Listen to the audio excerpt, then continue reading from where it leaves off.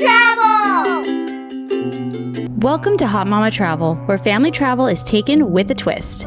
Stepping out of the box of what is considered family-friendly and exploring unconventional places, like a haunted prison, for example. In this video, we will explore the history and hauntings of the infamous Alcatraz Island.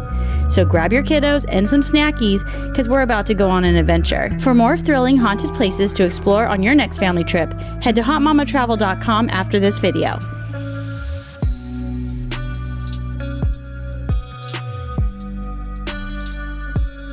Alcatraz Island, a place of both infamy and intrigue, where the world's most notorious criminals were incarcerated. But it's not just the dark history that captures our imagination.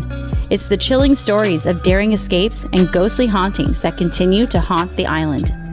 Built in 1934, Alcatraz was a formidable prison, perched on a desolate island in San Francisco Bay, known as The Rock. It held some of America's most dangerous criminals, earning a fearsome reputation.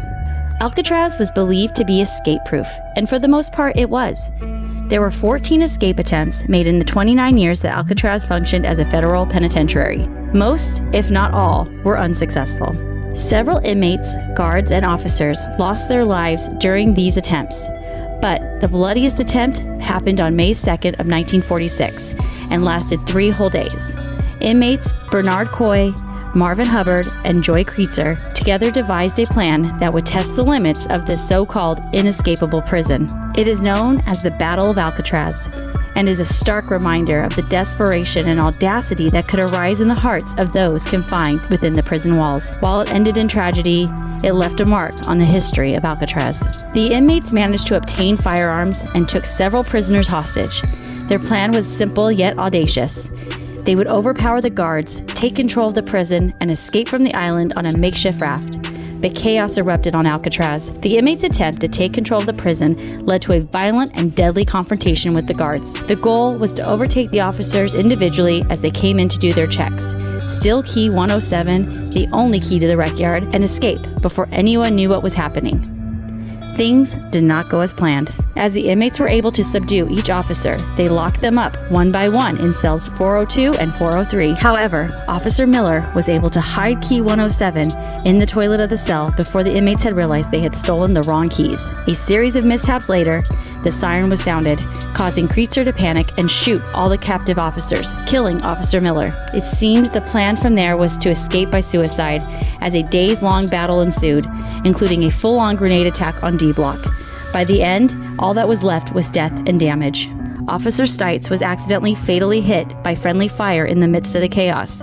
Kreitzer, Coy, and Hubbard's bodies were found in the utility corridor, and 2 other inmates, Sam Shockley and Marin Thompson, would end up being executed for their role in the murder of Officer Miller. These men, in desperation and anger, challenged the power of this country, its military strength, law agencies, and prison system, and the world in general. All this simply because they could not endure incarceration in a prison like Alcatraz. This quote comes from a fascinating first-hand account of the siege. In his book, Alcatraz from the Inside, written by former inmate Jim Quellen, it goes into so much detail as he knew all the involved inmates personally. I couldn't put it down, and I definitely recommend it for those looking to dive deeper. Another infamous escape attempt occurred in 1962 and still remains a mystery to this day. The escape was orchestrated by 3 inmates, Frank Morris and brothers John and Clarence Anglin. Over the course of several months, the inmates meticulously planned their escape. They used discarded raincoats to craft makeshift life vests and makeshift inflatable raft. They also created a makeshift drill using a vacuum cleaner motor to widen the vents of their cell. The most creative part was the handcrafted dummy heads that they made and placed in their beds. On the night of June 11, 1962, Morris and the Anglin brothers put their plan into action. They crawled through the holes that they had drilled in their cells, entered the utility corridor behind their cells, and climbed to the roof of the cell block. From there, they descended to the ground using a network of pipes and plumbing. After reaching the prison yard, the escapees inflated their makeshift raft and launched it into the cold, turbulent waters of San Francisco Bay. The escape was discovered the following morning when prison officials found the empty cells and the escape route. A massive manhunt was launched, involving the U.S. Marshals, FBI, and Coast Guard, but the escapees were never conclusively located or captured. The fate of Frank Morris and the Anglin brothers remains a mystery. While it's widely believed that they drowned in the treacherous waters of the bay, some theories suggest that they may have survived and successfully evaded capture. While the attempt itself raised questions on the prison's security, it ultimately contributed to the decision to close Alcatraz as a federal penitentiary in 1963. Although there have never been any formal executions at Alcatraz, that doesn't mean there was a shortage of death. There are a number of tragic stories of inmate suicides, killings due to the many attempted and failed escape attempts, and inmate-on-inmate murder. 2 horrible situations happened in the Cell House barbershop. The first barbershop murder happened in 1945 between Claude Branch and Ralph Green. Apparently, Green hit Branch with the metal stand used to hold the barber's clippers, resulting in Branch's death. Then, in 1951, another inmate-on-inmate murder occurred when the prison barber, Freddie Thomas, stabbed fellow inmate Joseph Barsock in the neck and chest with his shears. With so much desperation, sadness, and death that occurred on Alcatraz Island, it is no wonder that there have been so many reports of hauntings, making it a popular filming location for many ghost investigation shows. There's literally somebody back there. Look at that, guys. I keep getting a hit in the same spot. Yeah. Oh man, right there. Wait, should I use my thing? There's someone in there.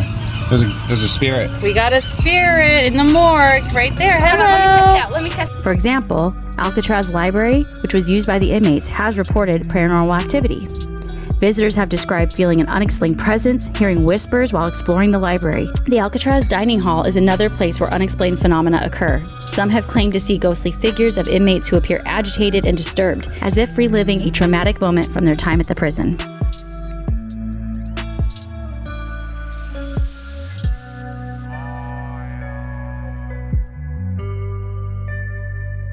The barbershop is rumored to be haunted according to various accounts and stories shared by visitors and staff.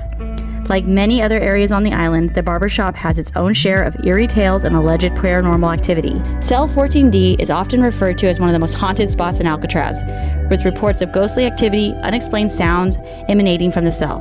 But that's no surprise when you hear the haunting incident that unfolded within the confines of Cell 14D. Prison guards were confronted with a grim and deeply unsettling scene. An inmate, lifeless and strangled, sprawled out on the frigid cell floor. According to local legend, the night before his tragic demise, the inmate had been gripped by sheer terror, his frantic screams echoing through the prison as he insisted that an evil entity with luminous predatory eyes was restlessly pursuing him. Visitors and staff report hearing unexplained sounds throughout the cell house. These include echoing footsteps, clanging cell doors, and unexplainable whispers. The sounds often come from empty areas, adding to an eerie atmosphere. Some individuals claim to have seen shadowy figures moving through the cell blocks, often in the areas where inmates and cells are now vacant. Some visitors have claimed to see the apparitions of former Alcatraz guards patrolling the prison grounds as if they continue their duties, even in the afterlife. The legends and mysteries of Alcatraz endure, making it not only a place of historical significance, but also a hotbed of paranormal fascination. Whether you're drawn to its notorious history, the unsolved escapes, or the possibility of a ghostly encounter, Alcatraz continues to cast a spell on whoever ventures there. As the fog rolls in on San Francisco Bay, Alcatraz Island stands as a testament to the human spirit's ability to endure, escape, and sometimes, just sometimes, return from beyond the grave. I hope you enjoyed this spooky tour of Alcatraz Island in San Francisco. If you'd like more haunted places to visit with your kids, head to hotmamatravel.com. See you next time. Hey guys, don't forget to subscribe and never miss another minute of the fun. And of course, we offer detailed destination guides and travel tips over at our blog, hotmamatravel.com, to make your next family adventure hot.